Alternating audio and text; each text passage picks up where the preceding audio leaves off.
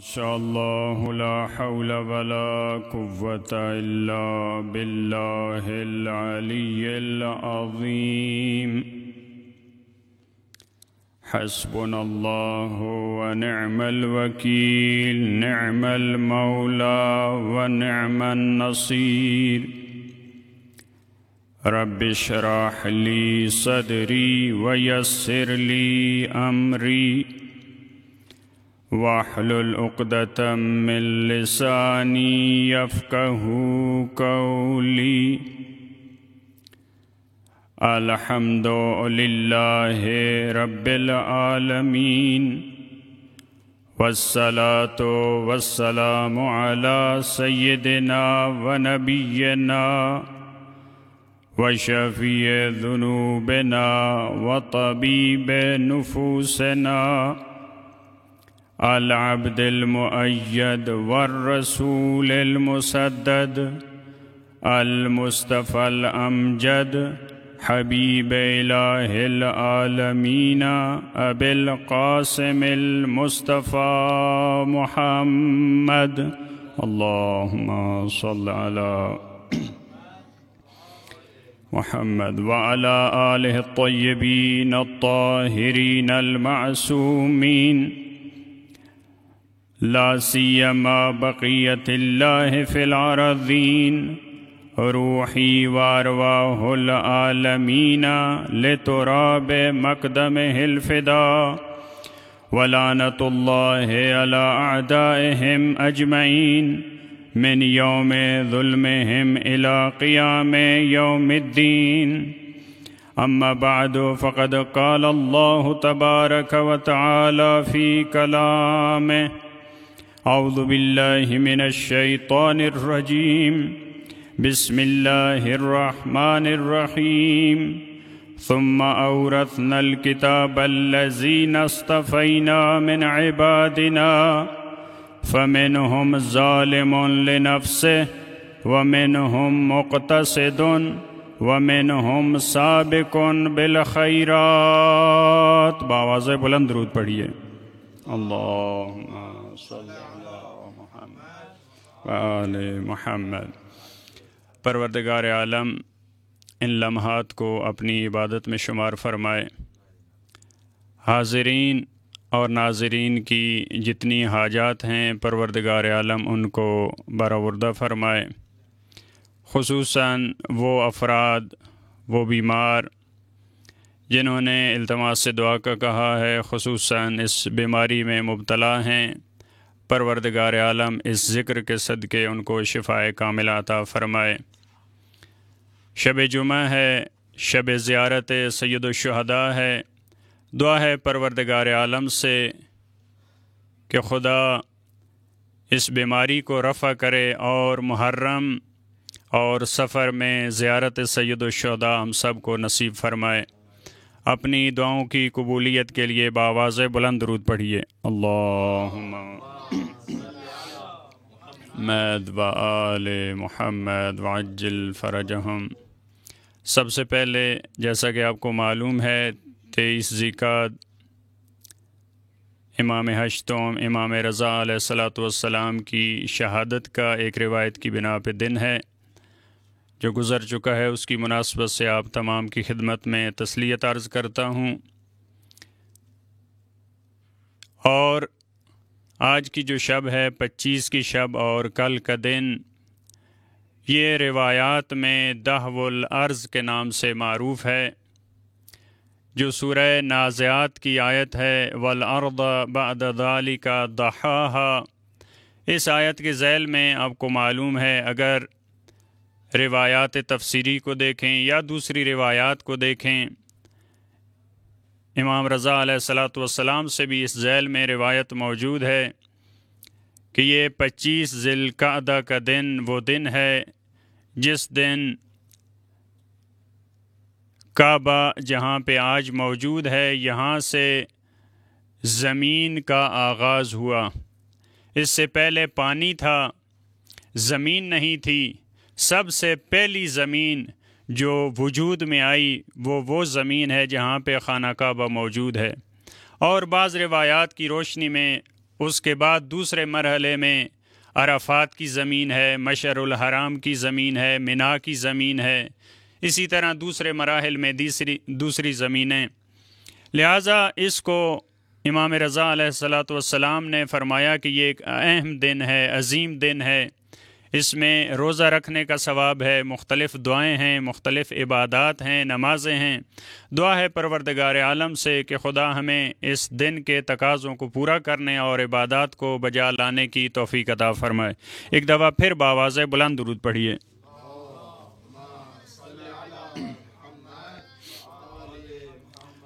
البتہ یہاں پہ کچھ علمی گفتگویں بھی موجود ہیں دہو العرض کے ذیل میں، جیسا کہ آپ طلاب ہیں، آپ کو معلوم ہے بعض دوسری آیات کے تحت جن میں والارض وما طحاہا کی تعبیر ہے، وہاں بھی کچھ ایسے نظریات موجود ہیں، یا جن آیات میں مد الارض کی تعبیر ہے وہ بھی اسی معنی میں بعض مفسرین نے اس کو بیان کیا ہے۔ خود دہو الارض کے بارے میں مختلف نظریات موجود ہیں کہ دہو الارض سے والارض بعد ذالک دحاہا اس سے مراد کیا ہے؟ آیا پہلے زمین کو پھیلایا گیا یا پہلے آسمان کا سایہ وہ ہمارے سروں پہ اس کو پروردگار عالم نے کھڑا کیا؟ اس کی مقدم ہونا، اس کا مؤخر ہونا، پھر دہو الارض سے کیا مراد ہے؟ مختلف نظریات ہیں جس کی یہاں پہ جگہ نہیں ہے، لیکن ایک معروف نظریہ جو مفاتیح الجنان میں بھی یا دوسری روایات میں موجود ہے وہ یہی کہ زمین کا فرش جو پروردگار عالم نے بچھایا اس کا آغاز خانہ کعبہ سے ہوا۔ شاید یہی ایک وجہ ہے کہ خانہ کعبہ کی زمین کو باقی زمینوں پہ برتری حاصل ہے، کیونکہ زمانے کے حوالے سے بھی وہ دوسری زمینوں پہ شرافت رکھتی ہے۔ لہٰذا انشاءاللہ اس دن کے تقاضے جتنا ہو سکے، اگر اس گرمی میں ہمارے لیے ممکن ہو، جن افراد کے لیے روزہ رکھنا تو وہ بڑی عبادت ہے، جیسا کہ آپ نے روایات میں دیکھا 60 سال یا 70 سال کی عبادت کے برابر۔ بہرحال اہم دن ہے، اہم رات ہے۔ پروردگار عالم اس شب میں اور کل کے دن میں ہمیں اپنی بندگی کی توفیق عطا فرمائے۔ ایک دفعہ پھر بآواز بلند درود پڑھیے۔ علی محمد و علی محمد۔ جس موضوع کے تحت چند عرائض آپ کے سامنے رکھنا ہے، امام رضا علیہ الصلاۃ والسلام اور قرآن۔ آپ تمام ماشاءاللہ اہل قرآن ہیں، چاہے وہ حوضہ میں رہنے والے افراد ہوں، چاہے وہ مومنین ہوں، ہر ایک فرد آج قرآن کو اہمیت دیتا ہے۔ ممکن ہے کچھ ادوار ایسے گزرے ہوں جن میں انسان مومن اس کی طرف متوجہ نہ ہو، لیکن آج ہر فرد اس بات کی طرف متوجہ ہے کہ قرآن کریم پروردگار عالم کی وہ لاریب کتاب ہے جو تمام کتابوں کی سردار ہے۔ معصومین علیہم السلام کی زندگی میں جس کتاب کی سب سے زیادہ اہمیت تھی وہ قرآن کریم۔ اس کی وجہ کیا ہے؟ کیونکہ یہ پروردگار عالم کا کلام ہے۔ اہل بیت علیہم السلام، وہ امام رضا ہوں یا دوسری ہستیاں ہوں، انہوں نے کبھی کسی انسان کی لکھی کتاب کو نہیں پڑھا، لہٰذا وہ جب بھی مطالعہ کرتے ہیں تو وہ اللہ کی کتاب کا مطالعہ کرتے ہیں، لہٰذا ان کی گفتگوؤں کا محور اور مرکز وہ قرآن کریم، ان کے مناظروں کا مرکز وہ قرآن کریم، ان کی نصیحتوں کا مرکز وہ قرآن کریم، ان کے خطبات کا مرکز اور محور وہ قرآن کریم، ان کی فکر اور سوچ کا محور اور مرکز وہ قرآن کریم، ان کے ہر ایک عمل کا، چاہے وہ مدینہ کی زندگی ہو، چاہے وہ مرو اور خراسان کی زندگی ہو، چاہے وہ دشمن کے ساتھ برتاؤ ہو، چاہے اپنوں کے ساتھ، اس کا محور اور مرکز قرآن کریم ہے۔ لہٰذا آپ دیکھتے ہیں اس کی اہمیت ہمیں کہاں سے پتہ چلتی ہے۔ امام سجاد علیہ الصلاۃ والسلام، بآواز بلند درود پڑھیے مولا کی ذات پہ۔ محمد و آل محمد۔ امام سجاد علیہ الصلاۃ والسلام کا کتنا خوبصورت اور پیارا فرمان، فرمایا شرق اور غرب میں جتنے افراد رہتے ہیں اگر یہ مر جائیں، لو مات من بین المشرق والمغرب لمستوحشتو، اگر مشرق اور مغرب میں جتنے افراد ہیں یہ مر جائیں، میں وحشت محسوس نہیں کروں گا، میں غربت اور تنہائی محسوس نہیں کروں گا۔ کس وجہ سے؟ ان یکون القرآن معی، جب میرے ساتھ قرآن ہے، جب میرے پاس اللہ کا کلام ہے، مجھے کوئی خوف نہیں ہے، مجھے کسی کی ضرورت نہیں ہے۔ کیوں؟ کیونکہ میں قرآن سے گفتگو کرتا ہوں۔ آپ کے سامنے وہ روایات کے معصومین نے فرمایا یہ اللہ کا کلام بولتا ہے، یہ قرآن باتیں کرتا ہے، لیکن اس کو باتیں ایسے افراد کی ضرورت ہے جو اس کو بلائیں۔ ہر ایک قرآن سے بات نہیں کر سکتا، البتہ اس کے اپنے مراحل ہیں، اس کے اپنے درجات ہیں، لیکن قرآن سے بات کرنے کے لیے فرمایا وہ ہم ہیں جو قرآن سے گفتگو کرتے ہیں، جو قرآن سے بات کرتے ہیں، قرآن ہم سے گفتگو کرتا ہے۔ لہذا فرمایا اگر کوئی بھی اس کائنات میں نہ ہو، اس طرح اس کی مثال لیں، ایک زمین پہ علی ابن حسین ہو اور ایک قرآن کریم ہو، بس یہ کافی ہے، مجھے کسی چیز کی ضرورت نہیں ہے۔ آج کیا ہم اسی مرحلے پہ ہیں؟ آج ہم نوجوان حضرات اور ناظرین اور آپ لوگوں سے معذرت، آج کل کا جوان شاید یہ کہے کہ میرے پاس موبائل اور اس میں انٹرنیٹ ہو، مجھے اور کسی چیز کی ضرورت نہیں ہے، میرے لیے یہ کافی ہے، بس نیٹ ہونا چاہیے اور موبائل ہونا چاہیے، مجھے اور کسی چیز کی ضرورت نہیں ہے۔ لیکن دیکھیں معصومین علیہم السلام جن کی سیرت ہمارے سامنے ہے، جس کو ہم نے دیکھنا ہے، جو ہمارے لیے مشعل راہ ہے، فرمایا میرے لیے اگر قرآن ہے تو کافی ہے اور کسی چیز کی ضرورت نہیں ہے۔ اور امام رضا علیہ الصلوۃ والسلام، مولا کی ذات پہ بلند ترین صلوات،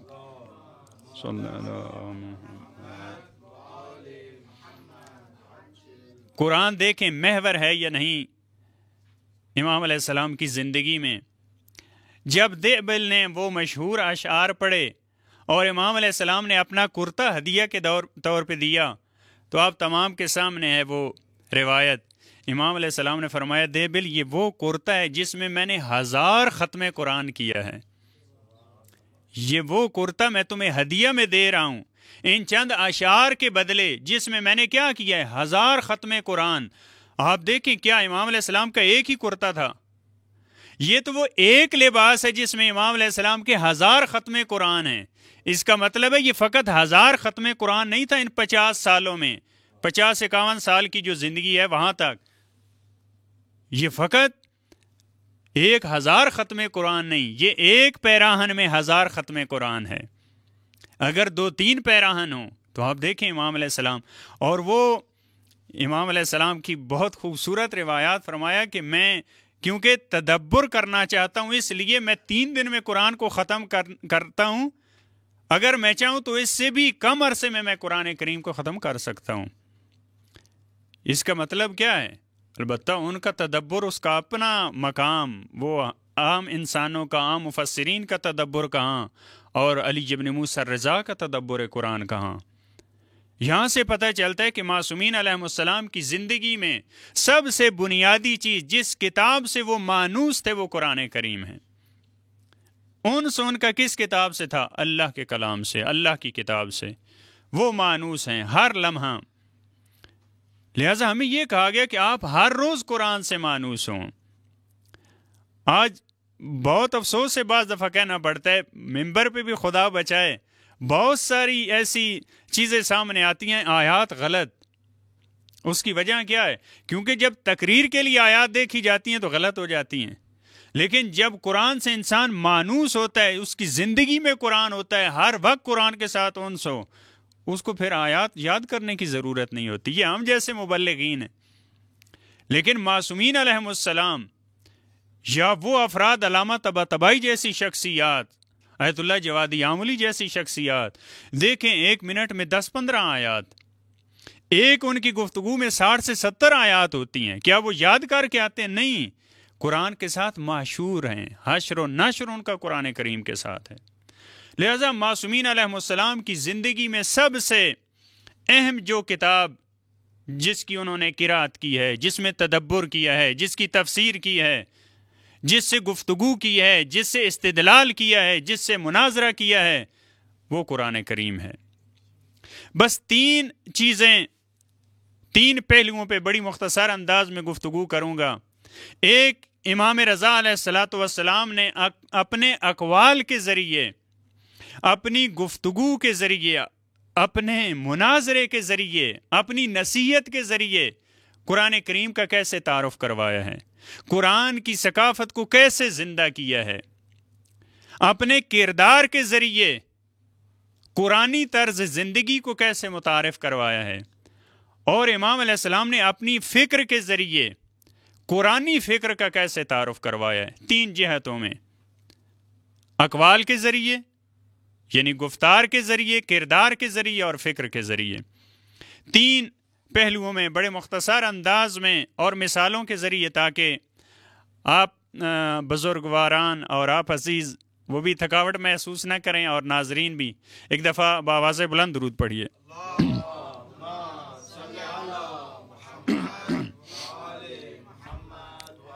دیکھیں، اقوال کے ذریعے امام علیہ السلام کیونکہ گفتگوؤں کا محور قرآن کریم تھا، مناظروں میں محور قرآن کریم تھا، لہذا ہر مرحلے پہ، ہر گفتگو میں آپ نے قرآن کا تعارف کروایا ہے، اور وہ واقعاً بہت خوبصورت فرمان امام علیہ السلام نے فرمایا، وہ بھی امام حج تم سے، کہ ہم جو بھی بات کریں اس کی دلیل، قرآنی دلیل ہم سے مانگا کریں۔ ہم جو بھی بات کریں، ہمارے یہاں معروف ہے جناب فضہ قرآن سے گفتگو کرتی تھیں، جناب فضہ تو ان کی کنیز ہیں، معصومین کی ہر بات وہ قرآن کی عکاس ہے، وہ قرآن کا خلاصہ ہے، وہ قرآن کے معارف کو بیان کرتی ہے ہر بات۔ ممکن ہے بعض گفتگوؤں میں وہ سامنے طور پہ کہیں کہ میری اس آیت بات کا جو ہے وہ شاہد یا اس کی دلیل یہ آیت ہے قرآن کی، بعض دفعہ کوئی سوال کرتا ہے تو امام بتاتے ہیں، بعض دفعہ خود بتاتے ہیں، بعض دفعہ نہیں بتاتے، لیکن کوئی معصوم کی ایسی بات نہیں جو قرآن سے معصوم ثابت نہ کر سکے۔ یعنی ہر معصوم، چاہے امام رضا علیہ الصلاۃ والسلام ہو، چاہے کوئی اور معصوم، وہ ساری گفتگویں قرآن سے کرتے ہیں، ان کی گفتگوؤں کا محور یہی ہے۔ لہذا فرمایا ہر ایک بات جو بھی ہم کریں، آپ پوچھا کریں یہ قرآن میں کہاں پہ، ہم جواب دیں گے۔ لہذا آپ دیکھتے ہیں جتنے مناظرے، جتنی گفتگویں، ان میں کیا کیا امام علیہ السلام نے؟ اقوال کے ذریعے متعارف کروایا ہے کہ حقیقی مفسر ہم ہیں، ہماری تفسیر جو ہم نے تفسیر کی ہے۔ دیکھیں، مامون جب علماء کو بلاتا ہے، مسلمان علماء کو یا بعض دفعہ دوسرے ادیان کے علماء، کوشش ہوتی تھی قرآن کی حقیقی تفسیر بیان نہ ہو، جیسے آج ہوتا ہے، وہی تفسیر جو عام علماء میں رائج ہوتی ہے، وہی تفسیر جو اہل بیت کے در سے نہ لی گئی ہو، وہی تفسیر بیان کرنے کی کوشش کی جاتی تھی۔ لیکن امام علیہ السلام نے اپنے اقوال کے ذریعے، اپنی گفتگو کے ذریعے بتایا یہ قرآن کی تفسیر نہیں ہے جو تم کرنا چاہ رہے ہو۔ لہٰذا اسی آیت پہ جس کو ہم نے سرنامہ کلام قرار دیا، ثم اورثنا الکتاب الذین اصطفینا من عبادنا، مامون نے علماء سے پوچھا کہ آپ کی کیا رائے ہے اس آیت کے بارے میں؟ یہ کون ہے کتاب کے وارث؟ اللہ کے مصطفیٰ بندے، اللہ کے برگزیدہ بندے، جن کو کتاب کا، جن کو قرآن کا وارث بنا دیا ہے، یہ کون ہیں؟ انہوں نے کہا ساری امت وارث ہے۔ دیکھیں، یہ بعض دفعہ یہ رائے سامنے آتی ہے کئی جگہوں پہ، ساری امت، ساری امت، یہ کیونکہ ساری امت سب ایک جیسے، تو یہ نظریہ آ جاتا ہے پھر سامنے کہ ساری امت ہی ایسے ہے۔ امام رضا علیہ الصلوۃ والسلام سے جب پوچھا، امام نے فرمایا نہیں، ساری امت نہیں ہے، یہ اطرت ہے، یہ جو قرآن کی وارث ہے، جو کتاب کی وارث ہے، یہ اہل بیت علیہ السلام ہیں۔ چونک اٹھا، یہ کیسے؟ تمام علماء کا نظریہ ایک طرف، آپ کی رائے ہمارے لیے تو فرمان ہے ایک طرف، آپ کہہ رہے ہیں اس سے اطرت مراد ہے، اہل بیت مراد ہیں، آپ کی دلیل کیا ہے؟ امام علیہ السلام نے فرمایا اگر ان علماء کی بات ٹھیک ہو تو اس کا مطلب ہے پوری امت جنت میں جائے گی۔ توجہ کیجیے گا، اس کا مطلب ہے پوری امت جنت میں جائے گی۔ کیوں؟ کیونکہ دیکھیں، جو بڑا ماہر مفسر ہوتا ہے، عام یہاں مفسرین کی دنیا میں، معصوم کی بات نہیں کر رہا، وہ ایک آیت کی تفسیر نہیں دیکھتا، ایک آیت کو نہیں دیکھتا تفسیر کرنے کے لیے، وہ پوری آیات کے سیاق و سباق کو دیکھ کے بات کرتا ہے۔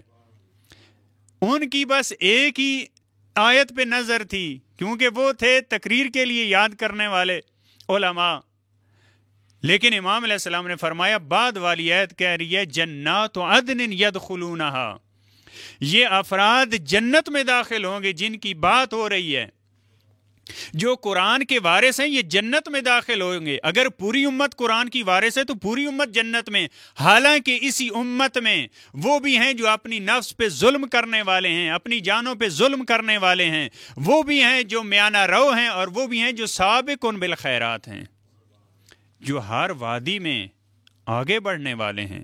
اور آپ کو پتہ ہے جو ظالم ہے، جو اپنے نفس پہ ظلم کرنے والا ہے، وہ کتاب کا وارث کہاں ہو سکتا ہے؟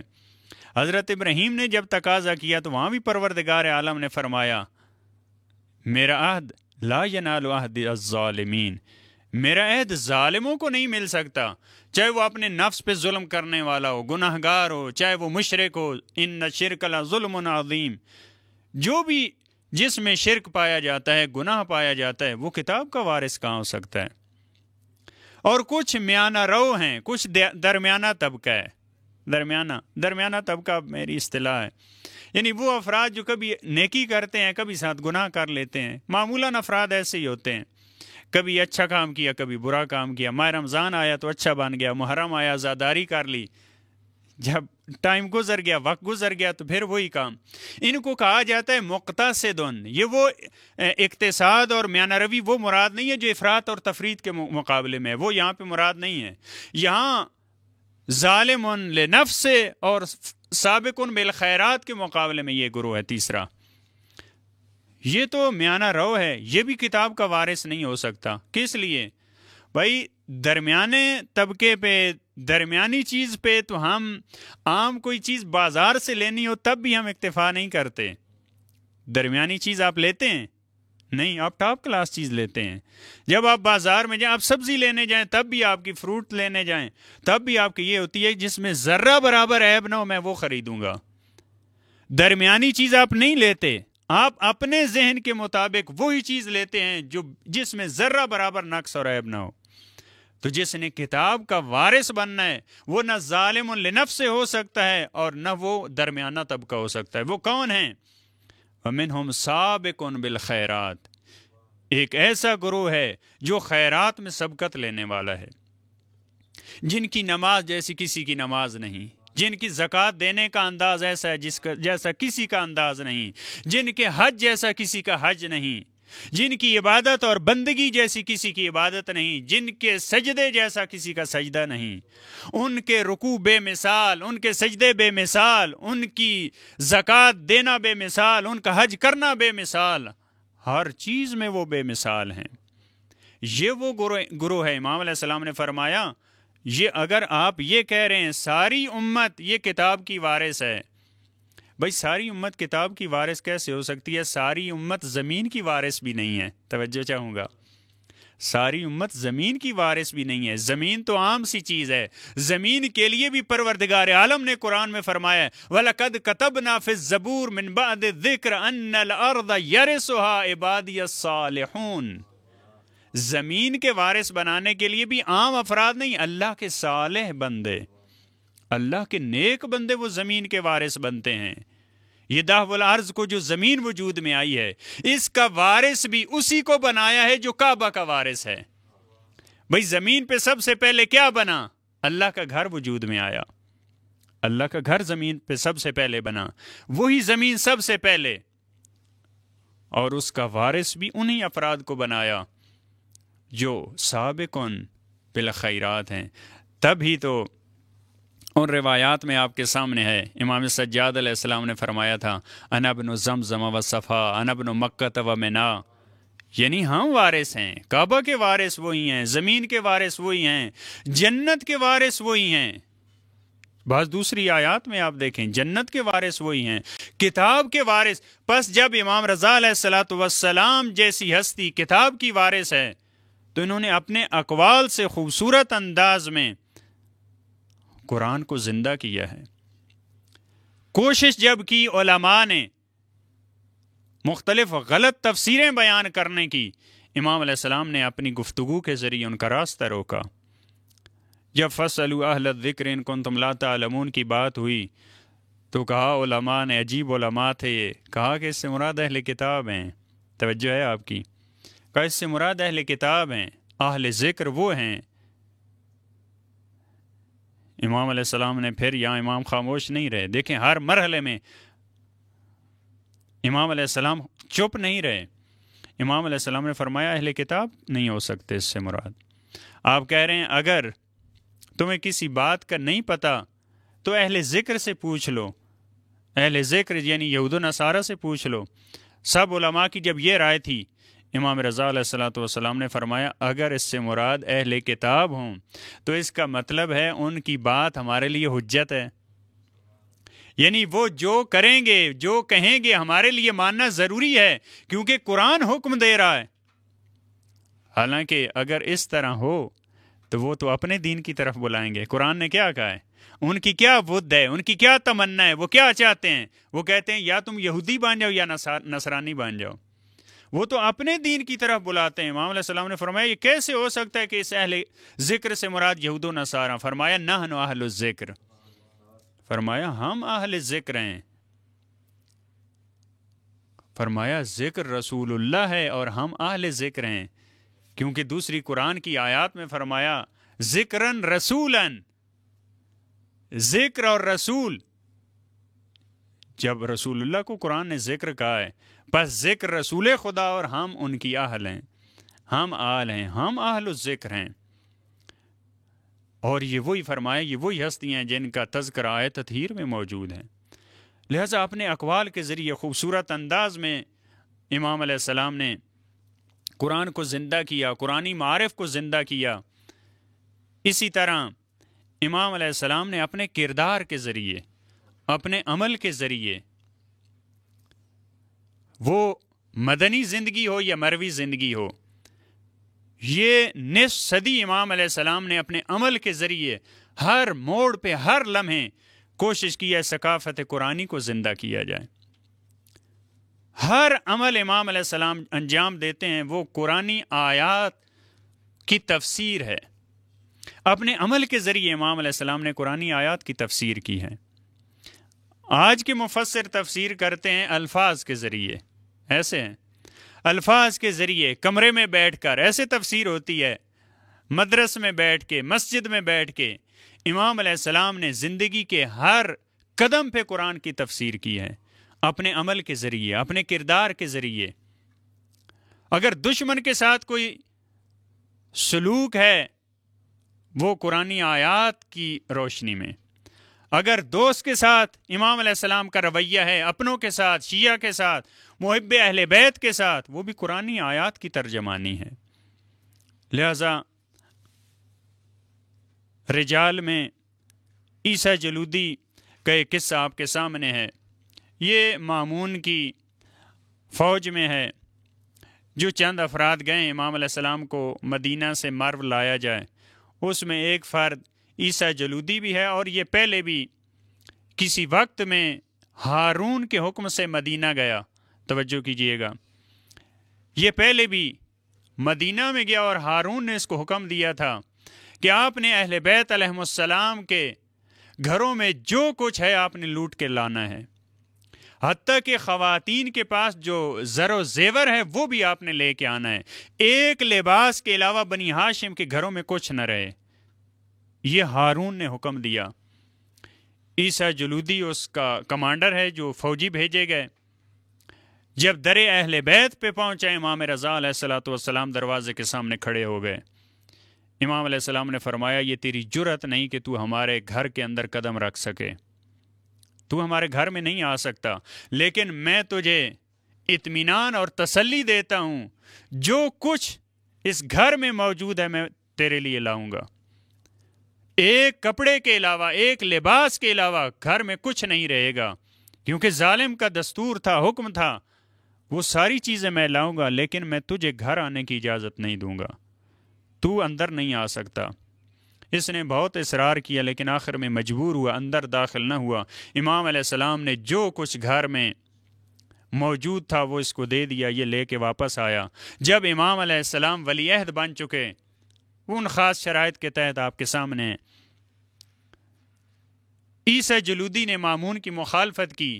آپ کو پتہ ہے عباسیوں کا جو مشکل بنی مامون کے ساتھ۔ ایک دن دربار لگا ہے، مامون تخت پہ بیٹھا ہے، ساتھ امام رضا علیہ السلام بھی بیٹھے ہیں، تشریف فرما ہے مولا۔ عیسیٰ جلودی کو لایا گیا، وہی جو امام علیہ السلام کے دروازے پہ گیا اور لوٹنے گیا تھا اہل بیت کے گھروں کو۔ جب عیسیٰ جلودی سامنے آیا، اس وقت بوڑھا ہو چکا تھا، جب سامنے آیا امام علیہ السلام نے مامون کے کان میں کوئی بات کہی، اور وہ پتہ چلتا ہے امام علیہ السلام نے مامون سے کہا تھا اس شخص کو مجھے بخش دے۔ توجہ کیجئے گا، اس عیسیٰ جلودی کو مجھے بخش دے۔ جب یہ جملہ کہا جاتا تھا یعنی اس کو معاف کر دو۔ اب عیسیٰ جلودی یہ نزدیک نہیں تھا، دور تھا۔ اس سے وہی منظر یاد آ گیا کہ جب میں مدینہ میں گیا تھا تو میں نے لوٹا تھا اہل بیت کے گھروں میں۔ آج امام رضا علیہ السلام مامون سے یقیناً یہی کہہ رہے ہیں، کسی اور کو معاف کرتا ہے تو کر دے، عیسیٰ کو معاف نہ کرنا۔ یہ اس کی اپنی سوچ ہے، یہ اس کی فکر ہے۔ وہاں سے پکار کے کہتا ہے تو جو کچھ میرے ساتھ کرنا چاہتا ہے کر لے، لیکن یہ شخص اس نے جو تجھے کہا ہے اس پہ عمل نہ کرنا۔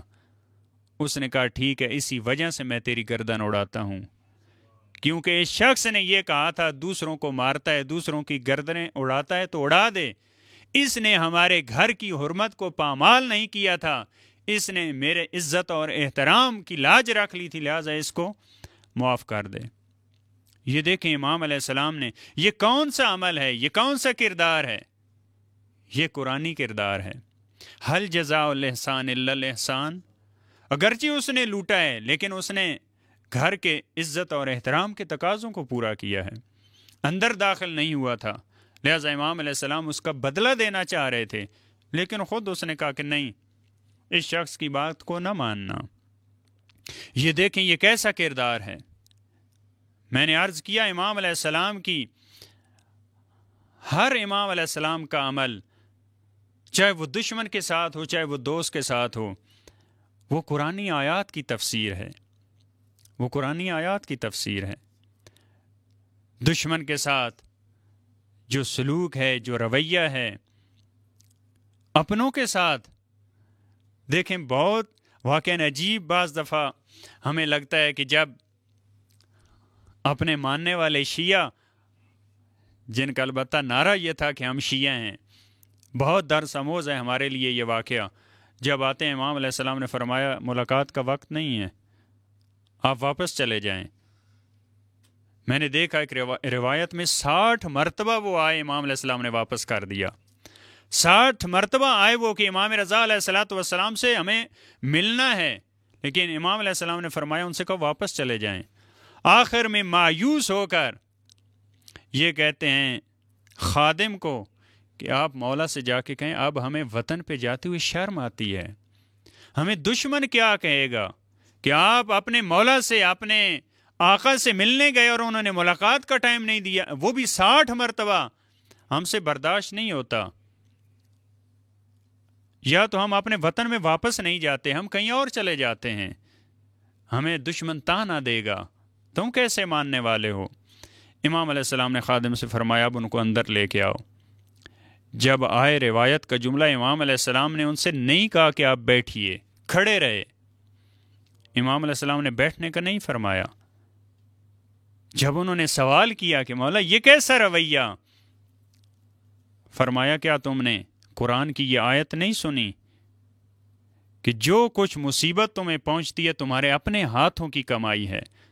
توجہ کیجیے گا، میں نے کہا امام علیہ السلام نے ہر عمل کے ذریعے قرآنی آیات کو، قرآنی فکر کو زندہ کیا ہے۔ فرمایا کیا تم نے قرآن کی آیت نہیں سنی؟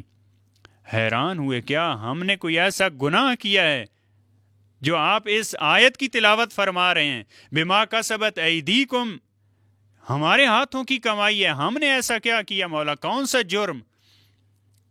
امام علیہ السلام نے فرمایا تم نے جھوٹ بولا ہے کہ ہم آپ کے شیعہ آپ سے ملاقات کے لیے آئے ہیں، آپ ہمارے شیعہ نہیں ہیں، آپ کتنے ایسے واجبات ہیں جن کی مخالفت کرتے ہیں، کتنے ایسے حقوق ہیں جن کو آپ پورا نہیں کرتے.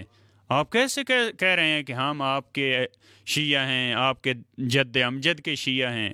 یہ آپ نے جھوٹ بولا، اس وجہ سے ہم آپ سے ملاقات نہیں کرنا چاہ رہے. تمہیں پتہ ہے میرے بابا کا اور میرے دادا کا شیعہ کون ہے؟ ان کے شیعہ عمار تھے، ان کے شیعہ سلمان تھے، ان کے شیعہ مقداد تھے. یہ ان کے شیعہ ہیں. آپ کس طرح سے کہہ رہے ہیں کہ ہم ان کے شیعہ ہیں؟ ہاں، آپ اتنا کہہ دیں کہ ہم ان سے محبت کرنے والے ہیں.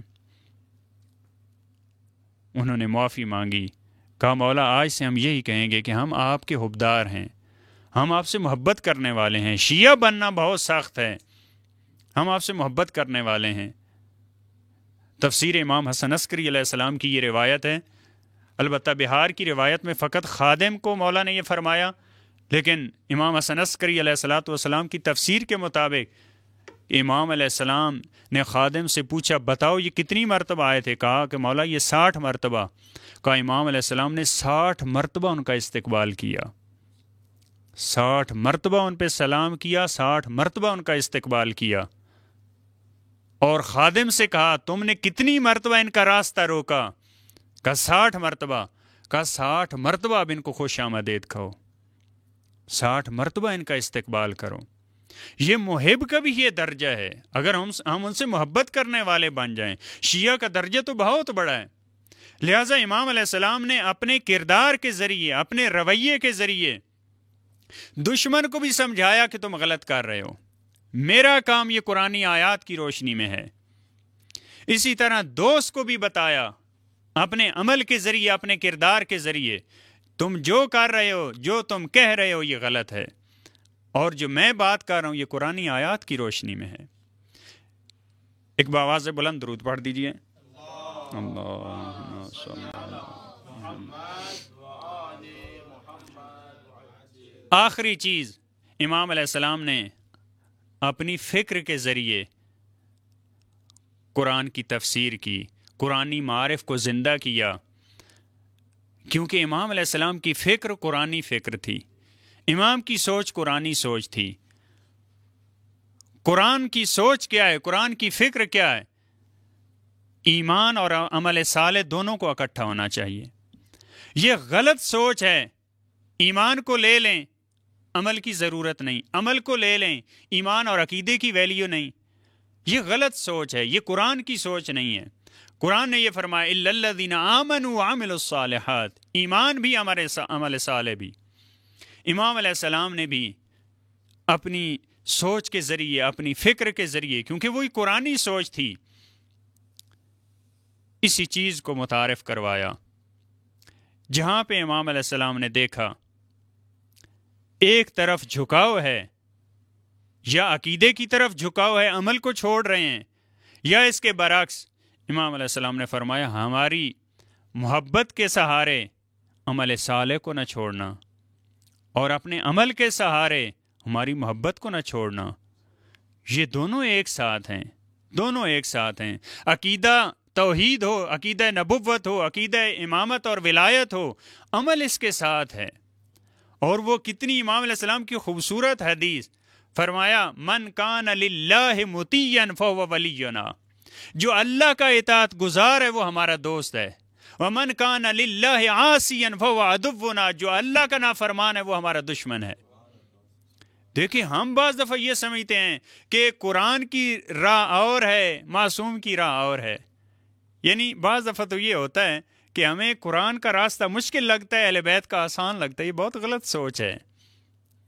قرآن کا وہی راستہ ہے جو اہل بیت کا راستہ ہے، اہل بیت کا وہی راستہ ہے جو قرآن کا، البتہ حقیقی قرآن کا، وہی قرآن جو اہل بیت کی تفسیر سے ہو، جو اہل بیت کی سوچ سے آ گیا ہے.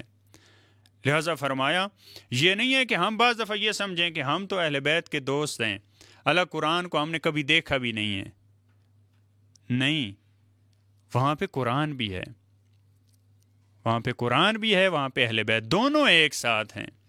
لہٰذا جہاں پہ امام علیہ السلام نے دیکھا اس فکر سے لوگ ہٹ رہے ہیں، ان کی سوچ بعض دفعہ مرجئہ والی سوچ، بعض دفعہ دوسرے غلط فرقوں والی سوچیں ان کے ذہنوں میں آ رہی ہیں کہ بس عقیدہ ٹھیک ہونا چاہیے، عمل اللہ وارث ہے، کوئی بات نہیں ہے، مولا وارث ہے، ہمارے یہاں کہتے ہیں مولا وارث ہے، نہیں، مولا وارث ہیں، ضرور ہیں، وہ یہاں بھی وارث ہیں، وہ قبر میں بھی وارث ہیں، وہ جنت میں بھی وارث ہیں، ہر جگہ وہ وارث ہیں، لیکن جو انہوں نے کہا ہے اس پہ عمل کرنا ہوگا۔